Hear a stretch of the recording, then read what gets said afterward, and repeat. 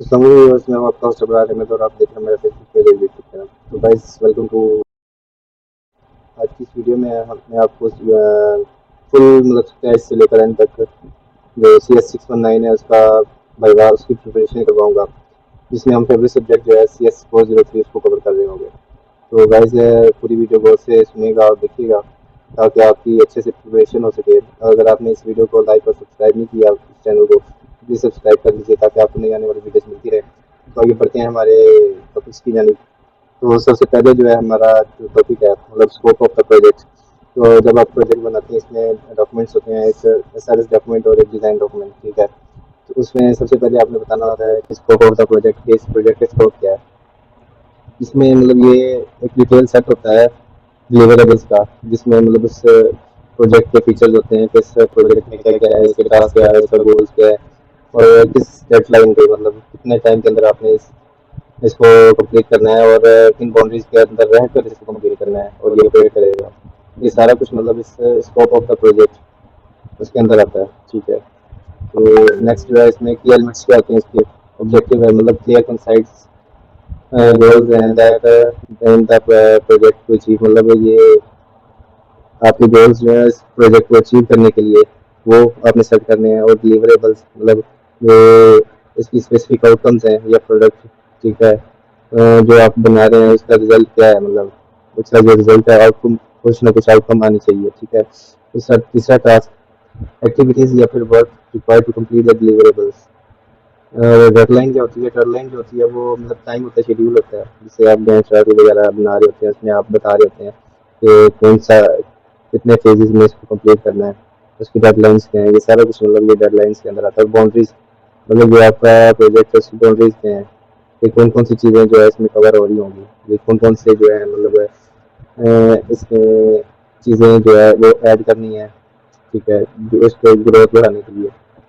उसके बाद आती है फंक्शनल रिक्वायरमेंट्स। फंक्शनल रिक्वायरमेंट्स जो होती हैं कि इस जो आपका प्रोजेक्ट है उसकी जो फंक्शनैलिटी है कि ये मतलब इसमें यूज़र ऑथेंटिकेशन हो जाती है, लॉगिन होता है। उसके अलावा अगर आपका मतलब प्रोजेक्ट किस हवाले से है, फ्रॉड डिटेक्शन के हवाले से, मशीन लर्निंग के हवाले से है, जो भी है और उसके अंदर क्या क्या चीज़ें आपकी ऐड होंगी वो सारी इसमें कवर हो रही होती हैं, ठीक है।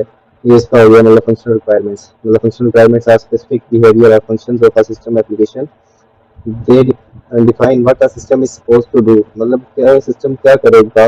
And outline the necessary task, और आउटलाइन एंड नेसेसरी टास्क जो होते हैं इसके, ठीक है, उसकी आउटलाइन है कि इसमें क्या क्या टास्क वो परफॉर्म करेगा, ठीक है। इसके बाद आ जाता है नॉन फंक्शनल रिक्वायरमेंट्स जो होती हैं वो आपकी इसमें जो सिक्योरिटी आ जाती है, आपकी जो वेबसाइट आपने बनाई है, वेब एप्लीकेशन बनाई है या सॉफ्टवेयर बनाया है, उसकी रिलायबिलिटी, परफॉर्मेंस, मेंटेनेबिलिटी, स्केलेबिलिटी और यूजेबिलिटी, ये दोबारा यूज़ हो सकता है या नहीं हो सकता, ठीक है। ये सारी चीज़ें जो है वो आपकी नॉन फंक्शनल होती हैं।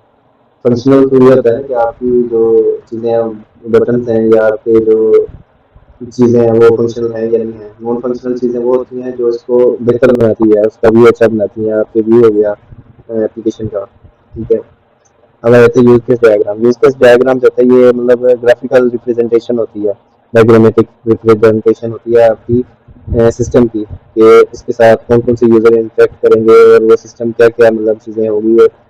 मतलब a use case diagram and its simplest is a representation of user interaction with the system that shows the relationship between the user and the different use cases involved, जो इसके अंदर involve होती हैं। इसमें क्या होते हैं ये दिखाएंगे, इसको समझते हैं।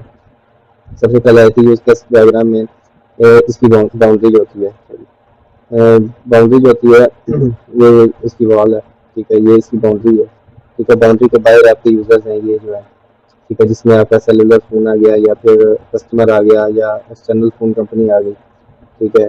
इसी तरह और मुख्तलिफ भी हो सकती हैं, आप कोई भी कर सकते हैं, ठीक है। इसको एक्टर कहते हैं। तो क्या मसला आ रहा है, एक्टर है, ठीक है। ये जो आपका है ये एक्टर्स हैं। और एसोसिएशन जो है इसकी मतलब एसोसिएशन की क्या क्या चीज़ें हैंडल कर रहे होंगे। तो सेलुलर फ़ोन और जो एक्सटर्नल कंपनी है वो क्या कर लेती है, हैंडल मैसेजेस और हैंडल कॉल, वो कॉल और मैसेजेस को हैंडल कर रहे होते हैं, ठीक है। और जो कस्टमर होता है, ठीक है, वो क्या कर रहा होता है, ये चीज़ें इनकी यूज़ कर रहा होता है सिस्टम को, और उसका जो बिल होता है उसको मैनेज कर रहा होता है, ठीक है। इसी तरह मतलब यूज केस डायग्राम में जो रिलेशनशिप्स होते हैं उन पर बात करते हैं कि ये जो बाउंड्री तो हो गई है तो आपने समझ लिया, वेक्टर्स के बारे में भी समझ लिया, जैसे कि टूर गाइड हो गया, पैसेंजर हो गया। एक होता है मतलब क्लाइंट होता है, दूसरा कस्टमर होता है। मतलब एक जो आपको सर्विसेज दे रहा है और दूसरा जो सर्विसेज ले रहा है, ये दो चीज़ें होती हैं, दो मतलब आपके एक्टर हैं, और तीसरा वो सर्विसेज क्या है। ठीक है, तो वो सिस्टम जो है आपका उसके अंदर, जैसा कि ये टूर गाइड है, इसमें क्या है कि ग्रुप टूर गाइड उसमें सारा चेक एंड बैलेंस रखना होता है कि जो पैसेंजर्स होते हैं उनके बारे में। तो फैक्टर हो गया है उसकी एसोसिएशन, ये जो आप लाइंस आप ड्रा कर रहे होते हैं ये एसोसिएशन है उसकी।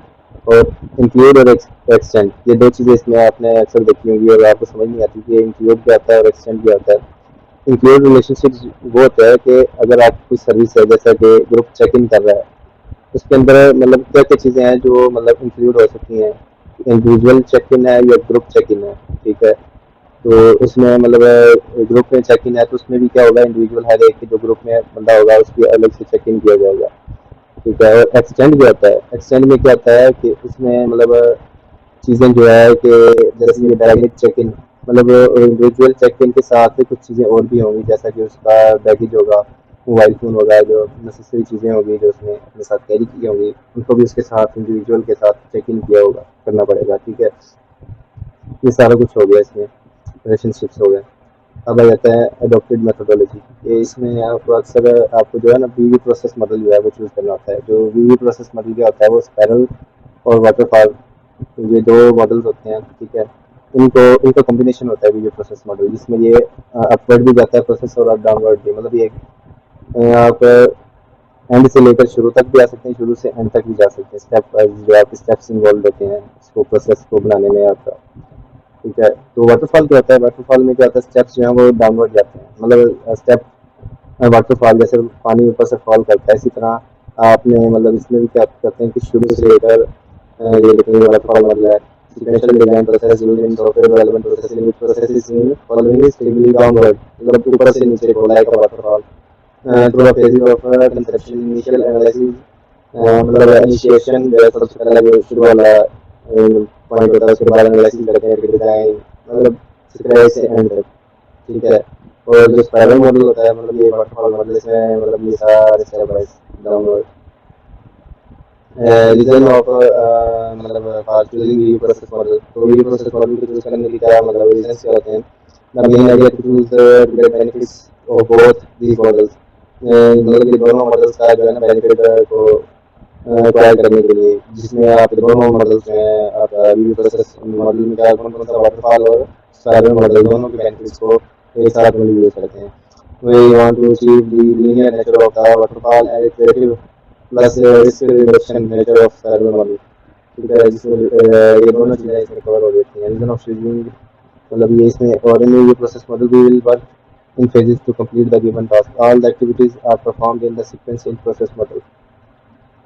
इंटिटी रिलेशनशिप जो आपने अक्सर मतलब इस्तेमाल करते हैं, ERD डायग्राम। ठीक है, ERD entity relationship diagram. Entity relationship diagram जो होती है ये भी मतलब इस पर आपको फोकस करना है, ये भी पूछेंगे आपके आपसे कि ERD डायग्राम क्या होती है। ये सारी चीज़ें आपने वन बाय वन एक्सप्लेन करनी होती हैं। आपकी जो प्रेजेंटेशन होती है, सबसे पहले आपने क्या करना होता है, आपका जो प्रोजेक्ट होता है वो आपने प्रेजेंट करना होता है, उनको बताना होता है कि ये जी ये मेरा प्रोजेक्ट है। ठीक है, इसको मतलब ये इस लैंग्वेज में बनाया है, इसमें ये फंक्शनैलिटी है। ठीक है, और इसमें आपका जो सुपरवाइजर होता है वाइवा लेने वाला, वो आपसे पूछता है कि जी ये फलां कोड जो है, मतलब इसमें से ये बटन है, इसका कलर चेंज करो या इसको रिमूव कर दो या इसकी जगह कोई और बटन ऐड करो। तो जहाँ पे ये लिखा है लॉगिन लिखा है, यहाँ पे लॉग आउट लिख के दिखाओ। ये सारी चीज़ें जो है ना वो आप प्रोग्रामिंग के हवाले से जो सबसे पहले आपसे पूछते हैं। उसके बाद आ जाती है आपकी प्रेजेंटेशन। प्रेजेंटेशन में जो होता है आपका मतलब ये सारी चीज़ें जो अभी मैं आपको बता रहा हूँ, ये सारी प्रेजेंटेशन में आपकी कवर हो रही होती हैं। इसमें आपने डिज़ाइन SRS और डिज़ाइन डॉक्यूमेंट, ये दोनों को आपने प्रेजेंट करना होता है। उनको बताना होता है कि ये क्या चीज़ें हैं। वो पूछता है जी ERD क्या होता है, आपने ERD बताना है कि ERD डायग्राम ये होती है, ये सारा चीज़। ठीक है, और जो प्रोसेस मॉडल है वो ये चीज़ होती है। ERD डायग्राम में जो होती हैं मतलब सिंबल्स और नोटेशंस जो होती हैं वो क्या होती हैं, रेक्टेंगल, एलिप्सिस, डायमंड्स और लाइंस, ये चीज़ें इस्तेमाल हो रही हैं। उसके बाद प्राइमरी की और डबल एलिप्सिस, ये होती क्या चीज़ें हैं, ये होता है कि जो रेक्टेंगल्स होती हैं वो होती हैं diagram symbol represent entity types को मतलब रिप्रेजेंट करने के लिए इस्तेमाल होती है। रेक्टेंगल्स और इलिप्सेस जो होती हैं सिंबल रिप्रेजेंट एट्रीब्यूट, और डायमंड जो सिंबल होता है वो रिप्रेजेंट करता है रिलेशनशिप टाइप। ठीक है, रेक्टेंगल क्या शो करता है एंटिटी टाइप, और डायमंड जो शो करता है आपको रिलेशनशिप टाइप, और लाइंस जो होती हैं वो क्या करती हैं, वो आपको मतलब एक लिंक्स वो लिंक करती हैं एट्रीब्यूट्स को टू एंटिटीज टाइप के साथ, और entity type with the other relationship type. जो भी रिलेशनशिप्स होते हैं वो सारे उनको लिंक आपस में लिंक करने के लिए लाइन ड्रॉ करते हैं आप। और प्राइमरी की क्या होता है एट्रीब्यूट अंडरलाइन। तो प्राइमरी की क्या करता है एट्रीब्यूट तो आर अंडरलाइंड, मतलब वो प्राइमरी की इसके अंडरलाइन होते हैं। डबल इलिप्सिस मतलब एक इलिप्स हो गया, और डबल इलिप्सिस क्या होता है रिप्रेजेंट मल्टी वैल्यूड एट्रीब्यूट्स, मतलब जिसमें एक से ज्यादा ये मल्टी वैल्यूड एट्रीब्यूट्स या मल्टीपल एट्रीब्यूट्स शामिल होते हैं। ये देखें तो डायग्राम मेटिकली समझते हैं। ये देखो रेक्टेंगल एंटिटी, एंटिटी या स्ट्रॉन्ग एंटिटी। ठीक है, और ये जो है डबल रेक्टेंगल है ये वीक एंटिटी है, इसको शो करता है। और एट्रीब्यूट्स को एलिप्स से शो करते हैं, डबल एलिप्स। ठीक है, मल्टी वैल्यूड एट्रीब्यूट। और ये आ गया डायमंड, ये रिलेशनशिप को शो करता है, और डबल डायमंड जो है ये वीक रिलेशनशिप को शो करता है। अब कंपोनेंट्स क्या होते हैं ईआरडी के, तीन कंपोनेंट्स होते हैं, ये आपने याद रखना है। ईआरडी जो होती है उसके कितने कंपोनेंट्स होते हैं, तीन। जैसे एक एंटिटीज, दूसरा एट्रीब्यूट्स और तीसरा रिलेशनशिप। ठीक है, ये तीन कंपोनेंट होते हैं। एंटिटीज जो होती हैं, जैसा कि एंटिटी क्या होती है, एंटिटी किसी भी चीज़ का नाम हो सकता है, किसी शख्स का नाम हो सकता है, किसी कंपनी का नाम हो सकता है, जिसके गिर्द जो है वो सारी चीज़ें घूम रही होती हैं। जैसे ये कार है, ठीक है, ये कार में क्या क्या फंक्शनैलिटीज होती हैं, क्या क्या चीज़ें परफॉर्म करती हैं, ये सारा कुछ इसकी एंटिटी उसका नाम होता है। पर्सन, प्लेस, ऑब्जेक्ट, इवेंट और कॉन्सेप्ट अबाउट कुछ रहता to be maintain, for example car या फिर स्टूडेंट। अब एट्रीब्यूट्स क्या है, एट्रीब्यूट्स उसकी खसूसियात होती हैं। ठीक है, जैसा कि उसकी मतलब कार है उसके करेक्टरिस्टिक्स क्या है, और जो जैक है ये एक पर्सन है। ठीक है, ये इसका नाम है जैक, और इसकी करेक्टरिस्टिक्स क्या है, इसका कलर क्या है, इसका नेम क्या है, ये सारा कुछ जो है एट्रीब्यूट्स आपके रहते हैं। अब एंटिटी उसके एट्रीब्यूट्स हो गए, और इनके दरमियान रिलेशनशिप जो है, ठीक है, उसके मुख्तलिफ एट्रीब्यूट्स हैं, उसके दरमियान relationship association between the instance of one और मोर एंटिटीज टाइप्स, मतलब एक या एक से ज़्यादा एंटिटीज का आपस में रिलेशनशिप क्या है। जैसा कि कार जो है blue belongs to student Jack, मतलब कि ये ब्लू कार है ये किसको बिलोंग करती है जी, ये जैक को करती है। कार एक एंटिटी होगी, जैक दो एंटिटी होगी। ठीक है, और उसकी एट्रीब्यूट क्या है, ब्लू ब्लू ब्लू कलर की कार है, और इसकी इसकी जो है एट्रीब्यूट्स क्या हो गया, ये इसका नाम जैक है। ठीक है, और ये एक स्टूडेंट है। अब क्या इनके दरमियान रिलेशनशिप ये बिलोंग करती है इसको, जैक को। उम्मीद करता हूँ आपको समझ आ गई होगी। अब बढ़ते हैं नेक्स्ट, ये व्हाट इज एंटिटी, मतलब इनको दोबारा समझते हैं। मैंने वैसे समझा तो दिया है एंटिटी क्या होती है, वो किसी पर्सन या प्लेस या किसी भी चीज़ का नाम, ऑब्जेक्ट का नाम होता है, जो कि मेन चीज़ होती है। फिर उसकी जो एट्रीब्यूट्स होते हैं उसकी खसूसियात होती हैं, और जैसा कि मतलब ये एग्जांपल में बताया गया आपको कि एंटिटीज पर्सन, एम्प्लॉय, स्टूडेंट या पेशेंट हो सकता है, प्लेस स्टोर, ऑब्जेक्ट में मशीन हो सकती है, प्रोडक्ट कार्ड हो सकता है, इवेंट्स में sale, registration, renewal, concept, account post. ठीक है, और entity types strong entity, aggressive entity or weak entity. So relationship in ERD is nothing but association among two or more entities. तो ERD में relationship क्या होता है, कुछ नहीं होता है, बस जस्ट क्या होता है कि ये एसोसिएशन होती है दो या दो से ज़्यादा एंटिटीज के दरमियान। जैसा कि टॉम केमिस्ट्री, ये टॉम स्टूडेंट है या टीचर है। ठीक है, जैसे Tom works in chemistry department, Tom एक बंदा है जो कि क्या करता है केमिस्ट्री डिपार्टमेंट में वर्क करता है। ठीक है, ये सारी चीज़ें ऐसे ही हैं। तो वीक एंटिटीज क्या होती हैं, आपने मतलब ये देखा कि रिलेशनशिप में कि you are attending a lecture, आप लेक्चर को अटेंड करते हैं। I am giving a lecture, मैं लेक्चर्स आपको दे रहा हूँ। ठीक है, just look entities we can classify relationship according to the relationship type. Student attend the lecture, और लेक्चर क्या है, गिविंग द लेक्चर। तो वीक एंटिटी क्या था, weak entity is a type of entity which does not have its key attribute. तो मतलब वो मतलब एंटिटी जिसके पास की एट्रीब्यूट्स नहीं होते। It can be identified uniquely by the considering primary की ऑफ अनदर एंटिटी, मतलब उसको कैसे कंसीडर किया जाता है, किसी दूसरी एंटिटी की प्राइमरी की के साथ मैच करके उसको क्या किया जाता है, यूनिकली मतलब कंसीडर किया जाता है। For that weak entity set need to have participation, मतलब उसकी पार्टिसिपेशन, जैसे कि ये देखिए ट्रांजेक्शन और एटीएम, ये दो क्या हैं, एट्रीब्यूट्स हैं, मतलब आपकी एंटिटीज हैं, दो दो एंटिटीज, एक एटीएम है, दूसरा क्या है, ट्रांजेक्शन। ये 2 एंटिटीज है।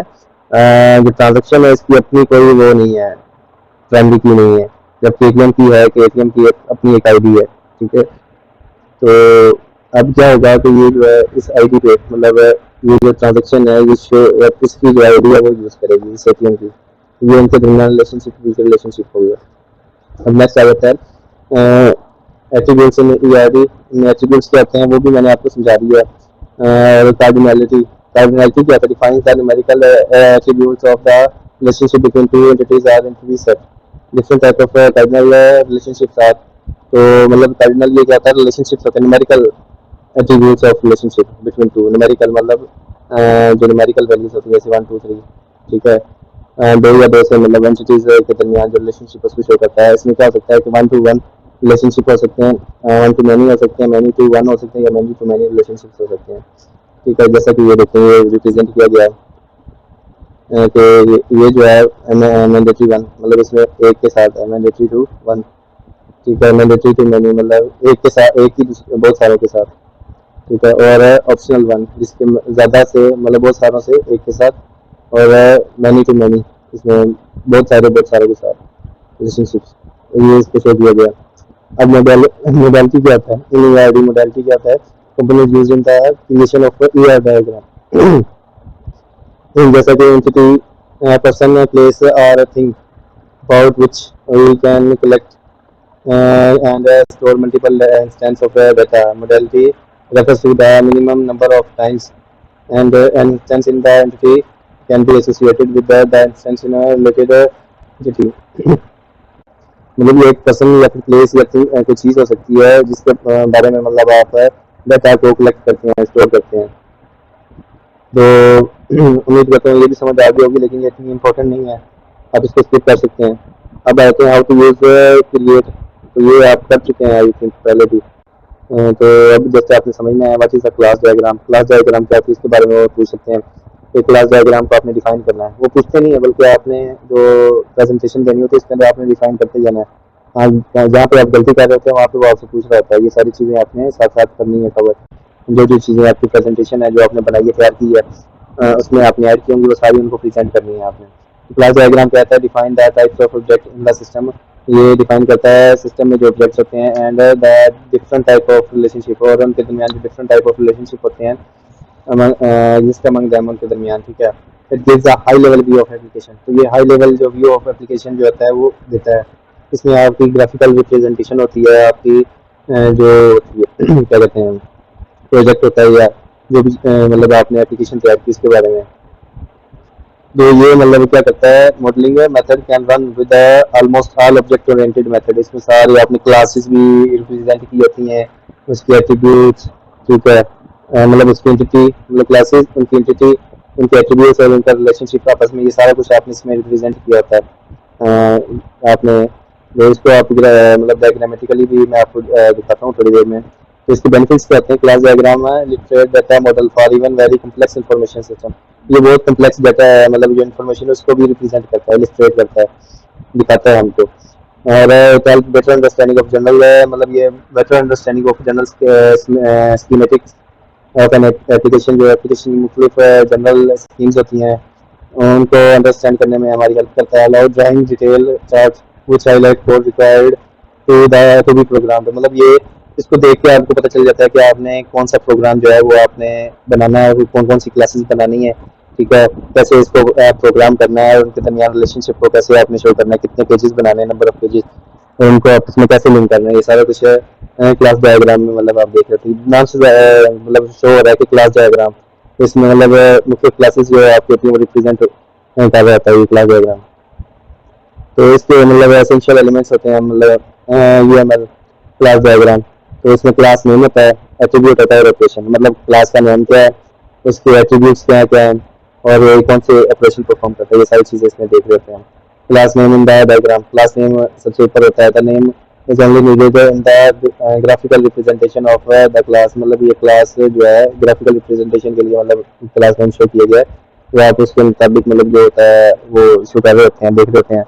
एट्रीब्यूट्स में क्या होते हैं कि हमारी क्लास है स्टूडेंट। ठीक है, इसके एट्रीब्यूट्स क्या है, नेम है, एड्रेस है, बर्थ डेट है, तो ये सारे इसके क्या हुए एट्रीब्यूट्स हो गए। और रिलेशनशिप क्या होते हैं, there are mainly three kind of relationship, तीन किस्म के रिलेशनशिप होते हैं। एक डिपेंडेंसीज होती है, जनरलाइजेशन होती है और एसोसिएशन। ये तीन किस्म के मतलब रिलेशनशिप्स होते हैं। तो डिपेंडेंसी क्या होती है कि dependency means the relation between two और मोर क्लासेस, दो या दो से ज़्यादा क्लासेस है, which are change in one may force changes in other। अगर वो एक में चेंजिंग हो तो वो क्या होता है कि दूसरे में भी चेंजिंग को फोर्स करता है। ये डिपेंडेंट मतलब डिपेंड होते हैं, एक दूसरे पर डिपेंडेंट होते हैं। तो अगर इसमें चेंजिंग होगी तो इसमें भी चेंजिंग होगी, अगर इसमें चेंजिंग होगी तो इसमें भी चेंजिंग होगी। जैसा कि स्टूडेंट टू कॉलेज, और it will always create a weaker relationship, जबकि ये एक वीक रिलेशनशिप होता है। Dependency indicate that one class depends to another. तो अब आते हैं जनरलाइजेशन। जनरलाइजेशन जो है वो आप कैसे शो कर देते हैं, ये एरो के साथ शो कर देते हैं। जनरलाइज हेल्प टू कनेक्ट सब class of its super class, जो सुपर क्लास होती है उसकी सब क्लासेस को कनेक्ट कर रहा है उसके साथ। और सब classes inherited from its super class, तो जो सब क्लास होती है वो इनहेरिटेड होती है सुपर क्लास से। कैंट भी यूज ये यूज नहीं होते मॉडल इंटरफेस इम्प्लीमेंटेशन के लिए। और class diagram allow inheriting from multiple super classes, ये मतलब एक से ज़्यादा सुपर क्लासेस से भी इनहेरिट कर रहा होता है। तो क्लास जनरलाइजेशन में जो है रिलेशनशिप वो आप इससे के जरिए इसको शो कर सकते हैं। अब आ जाते हैं एसोसिएशन की तरफ। तो एसोसिएशन क्या होती है? एसोसिएशन जो होती है मतलब सिंपल है, मतलब उनके दरमियान जो रिलेशनशिप होता है, kind of relationship represent static relationship. ये स्टैटिक रिलेशनशिप को शो कर रहा था between classes A and B. For example an employee works for an organization, ये मतलब एसोसिएशन होती है अपनी। अब आते हैं सम रूल्स फॉर एसोसिएशन। और एसोसिएशन के लिए जो रूल्स होते हैं वो क्या होते हैं? Association is mostly verb about the phrase for noun or pronoun or a noun phrase. It should be named to indicate the role played by the class attached at the end of the association part. Mandatory for reflexive association. तो association जो है वो मतलब mostly या verb होता है या फिर वर्ब फ्रेज होता है या फिर नाउन होता है या नाउन फ्रेज होता है। ये इसका नेम जो होता है वो इंडिकेट करता है कि वो कौन सा रोल जो है वो प्ले करेगा। जो क्लास जो है वो कौन सी मतलब क्या क्लास का नेम क्या है, वो कौन सा रोल है प्ले करेगी, वो आपस में इंटरलिंक्ड होते हैं। उनका पाथ क्या है? मैंडेटरी फॉर रिफ्लेक्सिव एसोसिएशन, ये मतलब उसको रिफ्लेक्स करती है, आईना दिखाती है कि क्लास है, नाम है, तो उसने उसके मुतालिक ही काम जो है फील्ड्स हैं उससे रिलेशनशिप रखना है। Multiplicity. A multiplicity is a factor associated with an attribute. It specifies how many instances of attribute are created when a class is initialized. तो मल्टीप्लिसिटी क्या होता है कि ये एक एट्रीब्यूट होता है जो स्पेसिफाई करता है कि ये जो मतलब एट्रीब्यूट आर क्रिएटेड, मतलब जो एट्रीब्यूट आपने क्रिएट किए हैं तो उनको मतलब आपस में एसोसिएट करता है, इनिशियलाइज करता है। If multiplicity is not specified, अगर आपने मल्टीप्लिसिटी को स्पेसिफाई नहीं किया, by default one is considered as a default multiplicity. तो जो है ना वन जो है वो आपका डिफॉल्ट वैल्यू होती है मल्टीप्लिसिटी के लिए, ठीक है, जो पहली वैल्यू होती है। Aggregation is a special type of association that model a whole part relationship between aggregation and its part। तो एग्रीगेशन को किससे होल और डायमंड के जरिए आप शो करते हैं, ठीक है। ये क्या करता है? स्पेशल एसोसिएशन होती है that model whole part relationship, मतलब जिसमें इसके whole part relationship between aggregation and its part. जैसे कि कॉलेज या स्टूडेंट के दरमियान जो है ये एग्रीगेशन शो कर रही है इसका होल रिलेशनशिप। कंपोजिशन क्या होती है? Composition is a special type of aggregation. ये एग्रीगेशन की स्पेशल टाइप होती है, which denote the strong ownership between two classes. ये दो क्लासेस के दरमियान क्या करती है? स्ट्रॉन्ग ओनरशिप को शो करती है, और इसको हम मतलब फुल डायमंड के जरिए शो करते हैं, जैसे कि ये फील्ड है। और एग्रीगेशन जो सिंपल है उसको हमने शो करना होता है किसे? होलो डायमंड के जरिए। अब बताते हैं एब्स्ट्रैक्ट क्लासेस। एब्स्ट्रैक्ट क्लासेस कहते हैं, एब्स्ट्रैक्ट इसके नाम से जो है कि the abstract class method can be used by any object such as car, animal, robot, etc. for changing the current position। मतलब क्या करता है कि वो क्लास किसी भी चीज़ जैसा कि कार हो गया, एनिमल या रोबोट हो गया, उसकी करंट पोजीशन को चेंज करने के लिए इस्तेमाल होती है एब्स्ट्रैक्ट क्लासेस, जैसा कि गेमिंग में ये ज़्यादातर इस्तेमाल होते हैं, ठीक है। It is efficiently to use this abstract class method with an object because no implementation is provided for the given function. We can use it any way for multiple objects.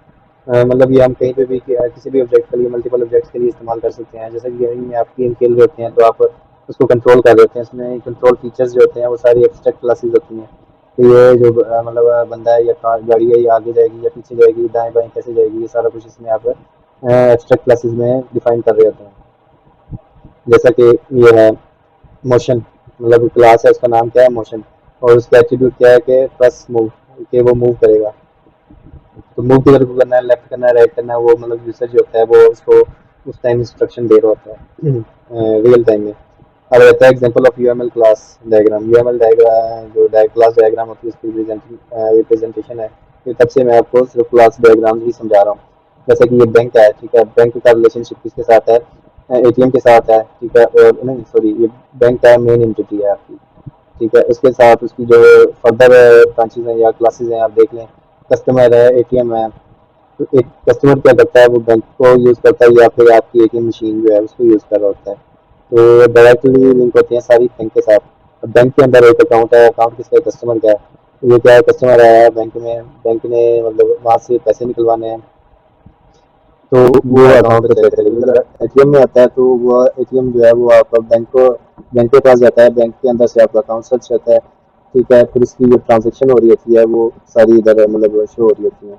इसी तरह फिर वो क्या आता है, अगर आपका अकाउंट नहीं है, कस्टमर ने ये मतलब अकाउंट पैसे नहीं निकलवाने हैं, अगर अकाउंट क्रिएट करवाना है, तो क्या करता है कि जाके बैंक के पास जाता है, बैंक का अकाउंट क्रिएट करता है। अब वो आपका अकाउंट करंट अकाउंट है या सेविंग अकाउंट है, ये सारा कुछ वो मतलब अकाउंट के अंदर सेव हो रहा होता है, ठीक है, ये इसकी स्टैंडर्ड क्लासेस है। अब वो क्या है, ये सारी चीज़ें इसमें मतलब आपकी क्लास डायग्राम में रिप्रेजेंट है। मतलब आप इस डायग्राम को देख कर बता सकते हो कि ये सिस्टम क्या है, इसकी फंक्शनल रिक्वायरमेंट्स क्या है, ठीक है, और नॉन फंक्शनल क्या है, ये क्या क्या चीज़ें फंक्शनलिटी करेगा, सारा कुछ आपको क्लास डायग्राम में डायग्राम की मदद से आपको समझ लेते हैं। तो अब आते हैं नेक्स्ट। नेक्स्ट क्या है, what is sequence diagram. Sequence diagram भी आप यूज कर लेते हैं। सीक्वेंस डायग्राम क्या होता है, simply depicts interaction between objects in a sequence, sequential order. मतलब ये सीक्वेंस नाम से ही इसके शो है। सीक्वेंस डायग्राम क्या है, इंटरेक्शन बिटवीन ऑब्जेक्ट्स, ऑब्जेक्ट के दरमियान जो इंटरेक्शन है इन सीक्वेंशियल ऑर्डर, उसको डिपिक्ट करता है, मतलब रिप्रेजेंट करता है। The purpose of sequence diagram is UML is visualize the sequence of a message. ये क्या होता है कि सबसे पहले वो मैसेज आपने यूजर आता है सिस्टम के पास, सिस्टम को जाकर कोई इंस्ट्रक्शन देता है कि मुझे लॉगिन करना है, तो वो लॉगिन क्या करता है, वो आप उसमें आप क्रेडेंशियल्स अपनी फिल करते हो, वो जाता है सर्वर के पास। सर्वर जो है उसको मतलब फर्दर आगे ऑथेंटिकेट करता है और उसको वापस रिटर्न करता है सिस्टम को, सिस्टम आगे दोबारा यूजर को। ये सारा कुछ जो है ना सीक्वेंस, मतलब सीक्वेंस के साथ कि कौन सी चीज़ कैसे, जैसे कि ये देखें सीक्वेंस डायग्राम है। एक्टर आया, एक्टर यूजर है आपका, ठीक है, उसने क्या किया, कार्ड इंसर्ट किया, किसी एटीएम कार्ड, एटीएम मशीन ने क्या कार्ड वेरीफाई किया, कैसे जाके उसकी मतलब जो क्रेडेंशियल है वो यूजर ने उसके अंदर डाली, उसको बैंक से ऑथेंटिकेट किया, वेरीफाई किया। वेरीफाई करने के बाद बैंक ने जो है देखा कि ये चीज़ें नहीं मैच करी, तो उसने कहा ये अकाउंट जो है नॉट ओके, मतलब ये हमारे पास है ही नहीं, या ये गलत क्रेडेंशियल हैं, जो भी है वो दोबारा जो है उसके पास गया। उसने क्या किया, उसको कार्ड को रिजेक्ट कर दिया। जो सिस्टम था उसके अंदर सॉफ्टवेयर था, उसने रिजेक्ट कर दिया। रिजेक्ट फिर एटीएम को इंस्ट्रक्शन दी गई है, कार्ड रिजेक्ट हो चुका है, तो वो क्या करेगा, एटीएम कार्ड रिजेक्ट करेगा, फिर वो कार्ड जो है वापस यूजर अपने पास रख लेगा। ये सारा कुछ जो है मतलब एक सीक्वेंस के जरिए शो किया गया। सीक्वेंस डायग्राम इसको शो करके रिप्रेजेंट करती है। उम्मीद करता हूँ आपको सीक्वेंस डायग्राम समझ आ गई है। तो अब आ जाते हैं आर्किटेक्चर डिज़ाइन जो है डायग्राम, वो क्या करती है, जो इंटरनेशनल इलेक्ट्रॉनिक एंड इंजीनियरिंग जो है, मतलब आई जे एप्लीकेशन जो है, ये क्या डिफाइन करता है, ऑर्गेनाइजेशन की आर्किटेक्चरल डिज़ाइन जो है उसको as a process of defining a collection of hardware and software components and their interfaces, ठीक है, to establish the framework for the development of the computer system. तो मतलब ये आर्किटेक्चरल डिज़ाइन जो है ये क्या करता है, ये हार्डवेयर और सॉफ्टवेयर, ठीक है, इनकी कलेक्शन करता है, इनको मैच करता है कि ये हमारा हार्डवेयर है और ये सॉफ्टवेयर है, कि हालांकि ये दोनों आपस, ये हार्डवेयर इसकी इसको चलाने के लिए ये सॉफ्टवेयर की रिक्वायरमेंट्स हैं, ठीक है। जब ये सॉफ्टवेयर है इसको चलाने रन करने के लिए जो आपका हार्डवेयर है ये दोनों आपस में इंटरलिंक होते हैं। तो आर्किटेक्चर जो डिज़ाइन डायग्राम होती है वो इसको शो कर रही होती है कि ये इनके अंदर क्या क्या चीज़ें होंगी। जैसा कि ये देखते हैं, जो मैनेजर हो गया या टीम मेंबर्स हो गए, आईटी डेवलपर हो गया या बिजनेस डेवलपमेंट होगी, ठीक है, ये क्या करते हैं, डेवलप करते हैं, ये आपका फ्रेमवर्क्स हैं, मतलब लैंग्वेजेस हैं जो भी है। तो मैनेजर जो है इसको देख रहा होता है, और टीम मेंबर जो है वो सारा कुछ ये चीज़ें मतलब अपने टाइप्स के अंदर इसको बता देते हैं कि ये कौन सी टाइप्स के अंदर कौन कौन सा जो है आपका सामने जो है बिजनेस लेयर है, इसके अंदर क्या क्या चीज़ें होगी, और आपका जो है सर्वर लेयर है, ठीक है, सिस्टम लेयर है, उसके अंदर क्या क्या चीज़ें होंगी, या आपका बैकएंड है उसके अंदर क्या क्या चीज़ें होंगी, सारा कुछ सर्विसेज डोमेन है, ये सारा चीज़ें जो है वो किसके जरिए शो हो रही होती हैं, आपकी आर्किटेक्चर डिज़ाइन के थ्रू हो रही होती हैं। अब आ जाते हैं मैनेजमेंट सिस्टम की। डेटाबेस जो होती है, डेटाबेस क्या है, डेटाबेस जो होती है मैनेज सिस्टम, मतलब इसके नाम से मतलब रिप्रेजेंट हो रहा है कि डाटा बेस, मतलब डाटा को कलेक्शन के लिए जो उसको डाटा को कलेक्ट करती है उसको मैनेज करती है, ठीक है, और उसको जो आप उससे वर्क लेना चाहते हैं उसको मैनेज करती है, मतलब डाटाबेस को मैनेजमेंट उसकी करती है। System, database management system is a set of program और system which is used to create and maintain database. Data क्या होता है, data is a collection of raw facts and figure like कोई admission form consist of data. Database is organized collection of related data. तो data जो होती है वो आपका कुछ भी हो सकता है, आपका एडमिशन फॉर्म हो सकता है, उसके अंदर आपने क्या क्या चीज़ें फिल की हैं, आपका नाम क्या है, आपके फादर का नाम क्या है, आपका CNIC नंबर क्या है, डेट ऑफ बर्थ, ये सारी चीज़ें जो होती हैं ये डाटा होती हैं। और डाटा बेस क्या करता है, उसको कलेक्ट करता है, उसको मैनेज करता है, ऑर्गेनाइज करता है। आगे समझ के नहीं आई। अब आते हैं difference between database management system और जो RDBMS जो है आपका रिलेशनल डेटाबेस मैनेजमेंट सिस्टम है, इनके दरमियान जो है डिफरेंस वो क्या है। तो ये भी पूछ सकते हैं आपसे कि आप जब डेटाबेस के बारे में बता रहे होंगे तो वो पूछ सकते हैं कि जी ये डेटाबेस में क्या होता है, और रिलेशन डेटाबेस आपने वो क्यों नहीं यूज़ किया। तो ये चीज़ें आप देखें, ये इंटीग्रेशन है डेटाबेस मैनेजमेंट सिस्टम और relation database management system. Database management system है, टेक्नोलॉजी स्टोर करती है data in the form of files, ये फाइल्स की शक्ल में जो है वो डाटा को स्टोर करती है। और रिलेशन डेटाबेस मैनेजमेंट सिस्टम जो होती है वो टेबल्स की फॉर्म में करती है। और जो डेटाबेस होती है design to handle small amount of data, small amount of data को हैंडल करती है, जबकि ये वास्ट अमाउंट ऑफ डाटा को हैंडल कर रही होती है। और ये क्या करती है, provide support only for single user at a time, ये सिंगल यूजर को हैंडल कर रहा होता है। जैसे कोई RDBM जो हम यूज़ कर रहे हैं प्रोग्रामिंग में वगैरह में, ये क्या करता है, मल्टीपल यूजर को एट अ टाइम मतलब वो हैंडल कर रहा होता है। हम नेक्स्ट आते हैं ट्रंकेट और डिलीट एंड ड्रॉप। ट्रंकेट क्या होता है, दस SQL ट्रंकेट टेबल जो होता है, command is use to delete. तो ये क्या कहता है, डिलीट करता है कंप्लीट डाटा को फ्रॉम द एग्जिस्टिंग टेबल जो होता है इसमें से ट्रंकेट करने के लिए, मतलब डिलीट करने के लिए डाटा को इस्तेमाल होता है। ड्रॉप टेबल क्या होता है, पूरे टेबल को डिलीट करने के लिए। ट्रंकेट क्या करता है, टेबल के अंदर डाटा को डिलीट करने के लिए इस्तेमाल होता है। और ड्रॉप टेबल जो होता है, statement is use to remove a table definition and all the data, index, trigger, constraints, permission, सारा कुछ मतलब कंप्लीट टेबल को रिमूव करने के लिए इस्तेमाल होता है। What is the trigger? Trigger क्या होता है? Trigger is a special type of strong procedure that automatically run when an event occur in the database server. तो database server में मतलब अगर कोई प्रोग्राम है उसको रन कर रहे हैं तो ये ऑटोमेटिकली इसको रन करता है, ट्रिगर करता है। DML में ट्रिगर्स कहते हैं रन है when a user tries to modify data through a data manipulation language। तो डाटा मैनिपुलेशन लैंग्वेज के जरिए अगर वो किसी डाटा को मॉडिफाई कर रहा होता है तो ये ट्रिगर जो है उसकी इवेंट को रन करता है। DML इवेंट्स आ रहा है, मतलब DML जो इवेंट्स होते हैं वो क्या आते हैं, इंसर्ट, अपडेट और डिलीट, इनमें से कोई हो सकते हैं। आपका कर्ड सिस्टम जो होता है, ठीक है, स्टेटमेंट ऑन अ टेबल और अ वाई। तो कर्ड जो है, कर्ड सिस्टम CURD, ये भी बड़ा इंपॉर्टेंट है आपका, जिसके बारे में पूछ सकते हैं कि जी भाई ये कर्ड क्या है, ये क्यों यूज़ करते हैं। कर्ड जो होता है ये आपका क्रिएट जो टेबल्स है उसको क्रिएट करने के लिए, सी जो होता है क्रिएट, यू से अपडेट, ठीक है, उसको अपडेट करता है। और उसके बाद ई से एडिट कर सकते हैं, और डिलीट, डी फॉर डिलीट। ये पूरा ओवरऑल सिस्टम है, इसलिए यूज़ करते हैं। अब ये इंपॉर्टेंट चीज़ें हैं जो अभी मैं आपको समझाने जा रहा हूँ, इसके बारे में ये आपके फेवरेट सब्जेक्ट आप उनको बताओगे, CS403 अगर बताते हो तो ये चीज़ें आप उसमें मतलब देख रहे होंगे। वो पूछेंगे कि भाई नॉर्मलाइजेशन क्या होता है, सबसे पहला सवाल लाजमी होता है ये नॉर्मलाइजेशन के बारे में लाजमी पूछते हैं कि what is normalization. Normalization is a database design technique that reduces data redundancy and eliminate undesirable characteristics like insertion, update, and deletion anomalies. Normalization rules are divided larger table into smaller table and links them using relationship. तो ये चीज़ें जो normalisation मतलब क्या करता है कि ये टेक्निक है जो डाटा को रिड्यूस करने के लिए इस्तेमाल होती है। ठीक है, इसके अंदर एविडेंसीज जो होती हैं, जो अनडिजायरेबल जो कैरेक्टरिस्टिक्स होती हैं या कुछ चीज़ें जो आपने इसमें अनडिजायरेबल डाली होती हैं उसको नॉर्मलाइज करने के लिए, रिड्यूस करने के लिए या निकालने के लिए इस्तेमाल होती हैं, एलिमिनेट करता है। डेटाबेस नॉर्मल फॉर्म मतलब इसकी नॉर्मल फॉर्म क्या होती है कि 1NF जो होता है फर्स्ट नॉर्मल फॉर्म, ठीक है, 2 सेकंड थर्ड, BCNF जो होता है Boyce C fourth normal form, fourth fourth normal और फिफ्थ और सिक्स, ये सारी चीज़ें मतलब जो है ना आपकी नॉर्मल फॉर्म्स, ये इनके बारे में इतना ज़्यादा नहीं पूछते लेकिन फिर भी आगे पता होना चाहिए। अब आ जाते हैं कि डेटाबेस नॉर्मल फॉर्म्स के द्वारा मतलब आपको दिखा रहे हैं कि फर्स्ट सेकंड थर्ड और उसके बाद आपका सी फोर्थ एनएफ और फोर्थ फिफ्थ सिक्स।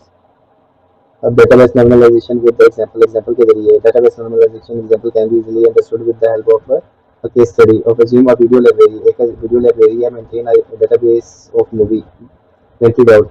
तो क्या करते हैं लाइब्रेरी है इसके अंदर मूवीज जिनकी डेटाबेस पे ये मैनेज कर रहा होता है। Without any normalization in database all information is stored in one table as shown below.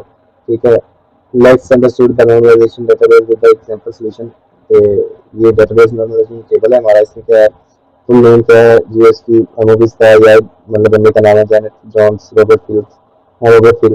ठीक है, उसका फिजिकल एड्रेस जो है ये हमारा हमने बताया हुआ है, मूवीज रेंटेड है, जो मूवीज उसमें रेंटेड की हुई है कौन सी है, पायरेट्स ऑफ द कैरिबियन, ये एक क्लैश ऑफ द टाइटन, ये मूवीज के नेम वगैरह हैं। तो सिचुएशन जो है मिस है या मिस्टर है या मिस्टर क्या है वो, ये सारा कुछ मतलब ये इसमें नॉर्मलाइज किया होता है इसमें। फर्स्ट नॉर्मल फॉर्म देती है, बस ये इतनी इम्पोर्टेंट नहीं है, ये चीज़ें मैं आई थिंक स्किप कर सकते हैं आप। अब आते हैं व्हाट आर की इन डेटाबेस मैनेजमेंट सिस्टम। तो एक इसमें जो कीज़ होती हैं डेटाबेस मैनेजमेंट सिस्टम में 8 कीज़ इस्तेमाल होते हैं, इसके बारे में भी वो पूछ सकता है जो आपने डेटाबेस में कीज़ इस्तेमाल की है क्या है, कौन कौन सी कीज़ होती है, कितनी टाइप्स ऑफ कीज़ हैं। तो ये 8 टाइप्स ऑफ कीज़ होती हैं जिसमें सुपर की होती है, कैंडिडेट की होती है, अल्टरनेट की होती है, ओरिजिन की होती है, ठीक है, फॉरेन की जिसे कहते हैं, सॉरी, कंपाउंड हो सकती है, कंपोजिट की हो सकती है, और उसके अलावा सरोगेट की है, सरोगेट की, ये मतलब 8 किस्म की कीज इस्तेमाल होती हैं। सुपर की क्या होती है, द ग्रुप ऑफ सिंगल और multiple keys which identify row in the table. तो ये आइडेंटिफाई क्या करती है सुपर की, रोज जो टेबल में रोज होती है उसको आइडेंटिफाई करती है। प्राइमरी की क्या होता है, नेवर एक्सेप्ट नल वैल्यू। तो प्राइमरी की होती है, मेन की होती है, ये नल वैल्यू एक्सेप्ट नहीं करती क्योंकि आपका आईडी होती है प्राइमरी की में, आप आईडी यूनिक हर एक मतलब जो आपका डाटा होता है उसकी अलग से एक प्राइमरी की होती है जो कि यूनिक होती है, और ये मतलब बढ़ती है, क्या कहते हैं इसको, इंक्रीमेंटल इंक्रीमेंटल वैल्यू होती है, मतलब एक के बाद दो के बाद तीन, मतलब दो ग्रुप्स को या दो मतलब डाटा को ये एक असाइन नहीं करता बल्कि दोनों के लिए डिफरेंट होती है। फॉरेन की क्या होती है, ये एक्सेप्ट मल्टीपल नल वैल्यूज, ये मल्टीपल नल वैल्यूज इस्तेमाल करती है, लेकिन फॉरेन की जो होती है ये मुख्तलिफ जो टेबल्स होते हैं इनके दरमियान लिंक को मतलब लिंक करती है आपस में। जैसे कि 2-3 टेबल्स हैं उनको आपस में लिंक करती है, जी ये यूजर नेम है, ठीक है, ये फलाना बंदा है और इसने फलाने टेबल की चीज़ बुक की है और इसने यहाँ पे ये डिलीवर करनी है, ये मतलब डिलीवरी का टेबल अलग है, चीज़ों का टेबल अलग है, उस बंदे का टेबल यूजर का टेबल अलग है, इनको आपस में क्या किया, लिंक किया हमने, एट अ टाइम सारी मतलब फंक्शनलिटी को यूज़ कर रहे थे। अब जैसा कि ये है एग्जाम्पल, एम्प्लॉई है, उसका फर्स्ट नेम ये है, लास्ट नेम ये है, ठीक है, ये जो इसकी आईडी है ये हमारी क्या होगी, प्राइमरी की होगी, सबके लिए अलग अलग है, नेम ये सारे कुछ जो है ना ये सेम हो सकते हैं। Types of keys in database management system, तो ये चीज़ें मैंने ऑलरेडी आपको बताई, सुपर की, प्राइमरी की, कैंडिडेट की, अल्टरनेट की, फॉरेन की, कंपाउंड की, कंपोजिट की और सरोगेट की। तो सुपर की क्या है, super key is the group of single और multiple keys which identify row in a table. For example ये देखिए रोज हैं, ठीक है, इनको आइडेंटिफाई कर रहा है, ठीक है, ये जो नेम है आपका ये वाला और ये वाला, ये क्या है, सुपर की है। उसके बाद आ गई प्राइमरी की क्या होती है, ये जो मैंने आपको ऑलरेडी बताया। प्राइमरी की ये स्टूडेंट आईडी होती है, इस टेबल की आईडी, ठीक है, जो हर एक बंदे के लिए, हर एक चीज़ के लिए क्या डिफरेंट होती है। अब नेक्स्ट आ गया अल्टरनेट की। अल्टरनेट की is a column, a group of columns in a table that uniquely identify every row in the table। ये क्या होते हैं, multiple column, number of column होते हैं जो कि आइडेंटिफाई करते हैं इसको, ईच रो को, हर रो को आइडेंटिफाई करते हैं। जैसा कि ईमेल की अल्टरनेट की, ईमेल जो है इसकी हर एक बंदे के लिए ये मुख्तलिफ होगी। ये हर एक रो को आइडेंटिफाई करता है। ये अल्टरनेट की इस्तेमाल, क्योंकि पहली चीज़ इसने जो प्राइमरी की है वो इस्तेमाल कर ली हुई है। ईमेल होती है वो सबकी जाती यूनिक होती है, तो ये इसकी क्या होगी, अल्टरनेट होगी। अब आती है कैंडिडेट की। कैंडिडेट की क्या होती है, कैंडिडेट की the set of attribute that uniquely identify tuples in a table. ये क्या करते हैं, यूनिकली आइडेंटिफाई क्या करती है, टपल्स को। कैंडिडेट की इज द सुपर की, जो कैंडिडेट की है वो क्या है, सुपर की होती है विद नो रिपीटेड एट्रीब्यूट्स, जिसमें क्या होती है रिपीटेड है। जैसे कि ये देखें, ये आपकी फैमिली की है, ठीक है, अल्टरनेट की जो हमने यूज़ किया है, रोल नंबर हो गया और उसका ईमेल होगी, ये भी यूनिक होती हैं। जो कैंडिडेट की क्या होती है वो सारी चीज़ों को शो कर रहा होता है, जिसमें आपकी आईडी, स्टूडेंट आईडी भी आ जाती है, रोल नंबर भी आ जाता है, ईमेल भी आ जाता है। टपल्स, ये मतलब एक ही बंदा है, उसकी मुख्तलिफ चीज़ें हैं, जैसा कि उसकी आईडी, उसका रोल नंबर और उसकी ईमेल, उनको डिफाइन करने के लिए इस्तेमाल होती है। फॉरन की क्या होती है, फॉरन की मैंने आपको बताया कि ये दो या दो से ज़्यादा टेबल्स के आपस में रिलेशनशिप को शो करता है, मतलब उनके दरमियान रिलेशनशिप को करने के लिए कि अगर ये टेबल है, ये कस्टमर आईडी है, ठीक है, इसका लिंक जो है दूसरे किसी टेबल के साथ करना है, जैसा कि ये ऑर्डर है, ठीक है, ये कस्टमर आईडी होगी उसके पास। ये प्राइमरी की है, प्राइमरी की और फॉरन की, ये इनके दरमियान क्या करेगा, इनकी प्राइमरी की को यूज़ करते हुए उसको आपस में लिंक करेगा। Now, a compound key has two or more attributes that allow you to uniquely recognize a specific record. It is possible that each column may not be uniquely by itself within the database. Compound key for order ID and product ID, ठीक है। तो ये क्या करता है, दो या दो से ज़्यादा अलाउ करता है यूनिकली, दो या दो से ज़्यादा एट्रीब्यूट्स को अलाउ करता है कि वो उसको आइडेंटिफाई करें, यूनिकली आइडेंटिफाई मुख्तलिफ किस्म के कॉलम्स को, ठीक है, जैसा कि ऑर्डर नंबर है, प्रोडक्ट आईडी है, प्रोडक्ट नेम है, क्वांटिटी है। तो ये मुख्तलिफ आईडीज़ के दरमियान ऑर्डर को आइडेंटिफाई करता है। कंपोजिट की क्या होती है, ये कॉम्बिनेशन ऑफ टू और मोर कॉलम्स, ये दो या दो से ज़्यादा कॉलम्स को का कॉम्बिनेशन होता है, जो कि uniquely identify row in a table है, जो कि रो इन अ टेबल के जरिए इसको इस्तेमाल किया, कस्टमर आईडी और ऑर्डर आईडी, ये दो टेबल्स जो हैं आपके, ठीक है, कॉलम्स हैं, इनको यूनिकली आइडेंटिफाई करती है, क्योंकि ये भी आईडी है, ये भी आईडी है। गारंटी यूनिकनेस, मतलब ये जो कॉम्बिनेशन ऑफ कॉलम्स होता है ये गारंटी करता है यूनिकनेस को। अब रहता है सरोगेट की जो होती है एन आर्टिफिशियल की which aims to uniquely identify each record is called a surrogate key। तो ये क्या करता है, मतलब आर्टिफिशियल की होती है जो आइडेंटिफाई करता है uniquely this kind of uniquely because they are created when you don't have any natural primary key। मतलब ये तब यूज़ करते हैं जब आपके पास कोई नेचुरल प्राइमरी की नहीं होती। अब टेबल क्या होता है, table are database objects that contain all the data in a database. तो ये डेटाबेस जो कंटेन करते हैं, डेटाबेस में डाटा को कलेक्ट करने के लिए, अरेंज करने के लिए इस्तेमाल होते हैं, ये टेबल होते हैं। Data is locally organized in a row and column, तो ये किसमें रो और कॉलम में इनको अरेंज करने के लिए इस्तेमाल करते हैं। और हर एक डाटा को उसके मुतल्लिका मतलब रिकॉर्ड में, उसके टेबल में और उसकी रो में या कॉलम में फिट करने के लिए जो है ना टेबल्स इस्तेमाल होते हैं।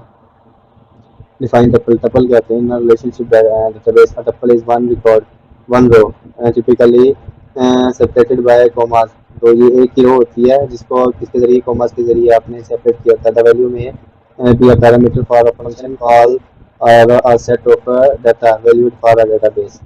अब आते हैं व्हाट इज एसक्यूएल। एसक्यूएल का स्ट्रक्चर क्वेरी लैंग्वेज, ठीक है, is the standard language for dealing with the relational database. तो SQL can be use to insert करने के लिए, सर्च करने के लिए, अपडेट करने के लिए, डिलीट करने के लिए इस्तेमाल होती है record from the database. SQL can do a lot of other operation, ये और बहुत सारे ऑपरेशन कर सकती है, जैसे कि including optimizing and maintenance of database.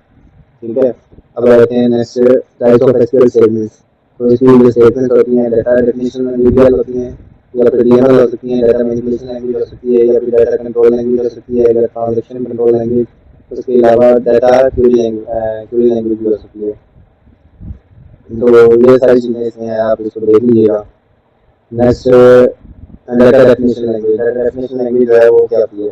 Data definition language help to define the data database structure or scheme. Let's learn about linear commands with the syntax. Five types of linear commands in SQL are कौन सी हैं?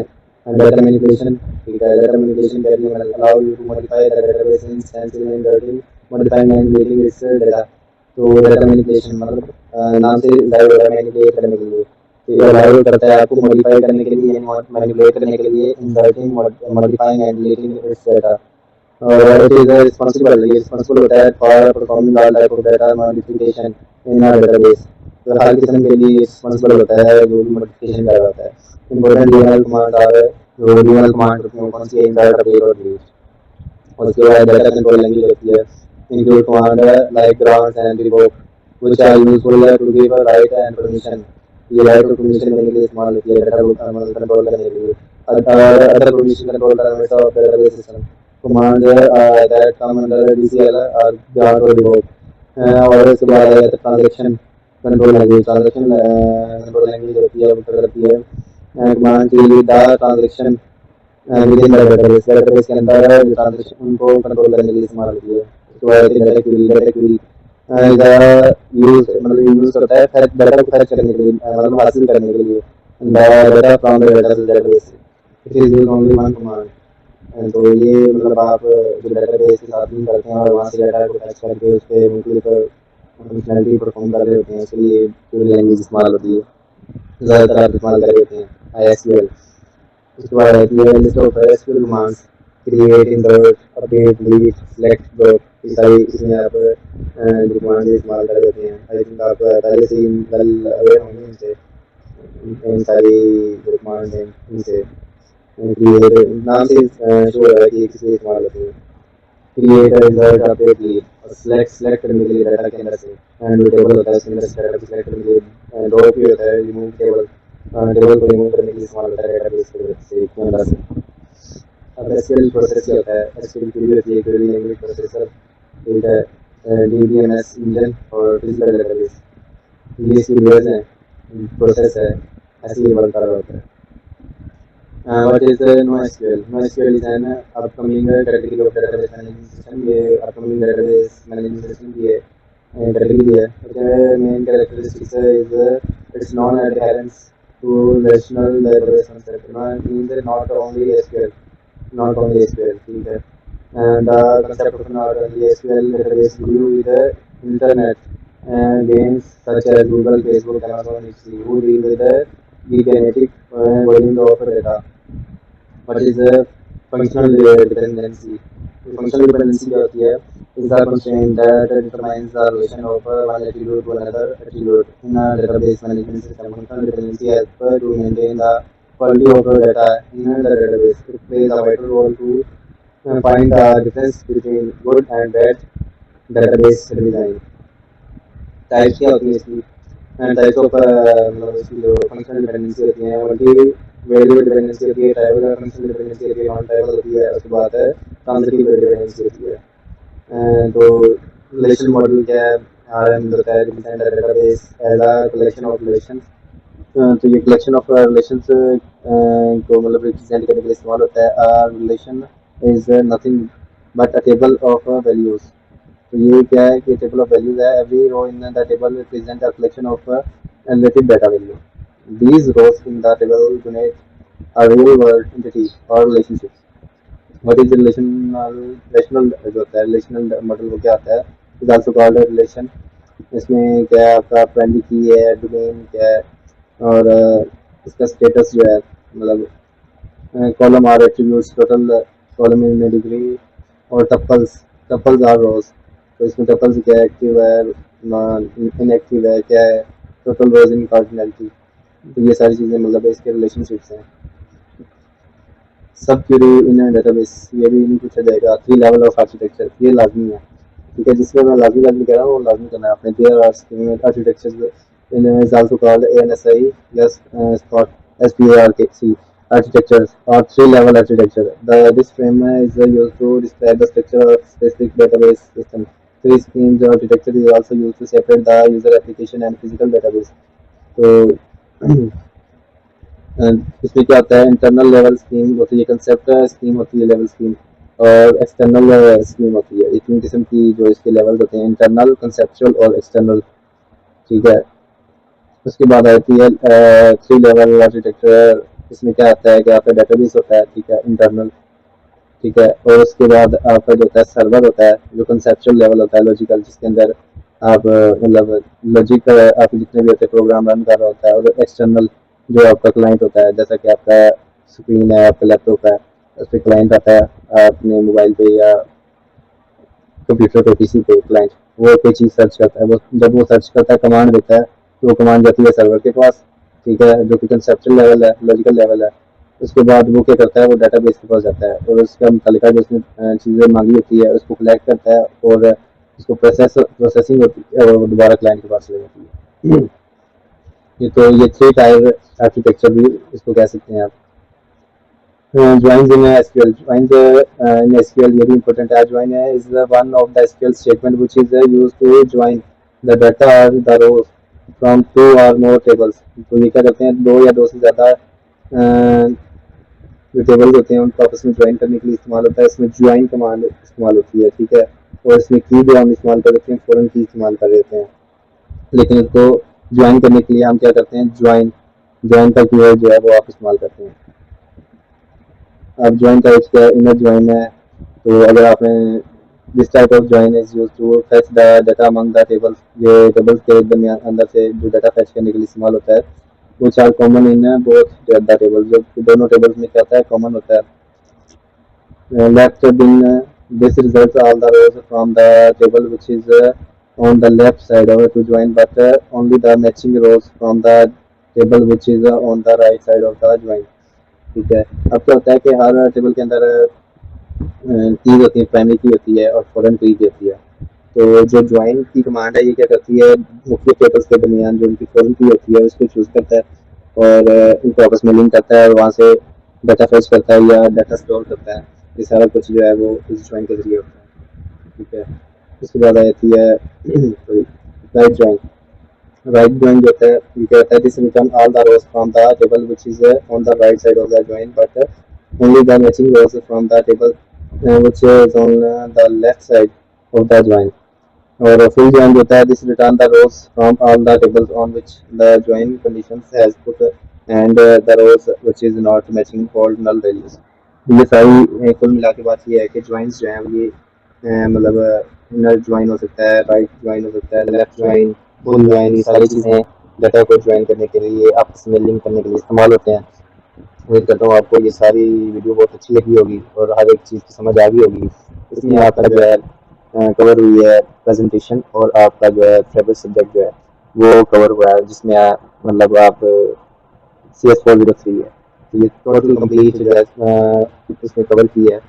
तो CS403 अगर आप exam के point of view से देखते हैं तो ये उसको भी कवर कर रही है। आपको बुक से लेक्चर लेने की ज़रूरत तो है, लेकिन फिर अगर वहाँ से आप तैयारी नहीं करना चाह रहे, अगर फन वीडियो में आप इसकी मुकम्मल तैयारी करना चाह रहे हैं तो आप इसको देख सकते हैं। और ये नोट्स इसका लिंक मैं डिस्क्रिप्शन में दे दूँगा, बल्कि मैं अपने व्हाट्सएप ग्रुप का एक लिंक उसमें डिस्क्रिप्शन में दे दूँगा, आप उसको ज्वाइन कर लें और वहाँ पर आप रिक्वेस्ट करेंगे तो आपको ये फाइल मिल जाएगी, मुकम्मल डॉक्यूमेंट आपको मिल जाएगा। तो एक भाई ने बड़ी मेहनत से बनाया है, तो मेरे ख्याल से आप सबके पास ये ऑलरेडी मौजूद होगा, तो आपने इसको बहुत अच्छे से प्रिपेयर करना है। ये एक बहुत ही अच्छी मतलब काबिश है इस एप्लीकेशन के लिए, फाइवर की। तो अगर आपको ये वीडियो अच्छी लगी है तो प्लीज़ मेरे चैनल को सब्सक्राइब ज़रूर कर दीजिएगा, ये हमारी हौसला अफजाई होती है आप लोगों की तरफ से। और हम इस तरह की मज़ीद अच्छी अच्छी वीडियोज़ बनाते हैं। जब ज़्यादा व्यूअर्स और सब्सक्राइबर्स होते हैं तो मतलब अच्छी अच्छी वीडियोज़ और मेहनत करने का भी दिल करता है। अगर मतलब कोई सब्सक्राइब या रिव्यू नहीं कर रहा है तो फिर जाहिर सी बात है हौसला टूट जाता है, बंदा इतनी मेहनत नहीं करता। और इसके अलावा जो है आपकी जो वाइवा है मतलब प्रोग्रामिंग का, उसके हवाले से भी मैं एक वीडियो बनाऊंगा इंशाल्लाह अभी जल्दी, और आपको बताऊंगा कि आपने कैसे उसकी प्रिपरेशन करनी है, क्या क्या चीज़ें उसमें देखनी है। तो आप उसको भी देख लीजिएगा, मैं डिस्क्रिप्शन में लिंक भी दे दूंगा वीडियो का, तो आप उसको प्लीज़ देख लीजिएगा। शुक्रिया। अल्लाह हाफिज़।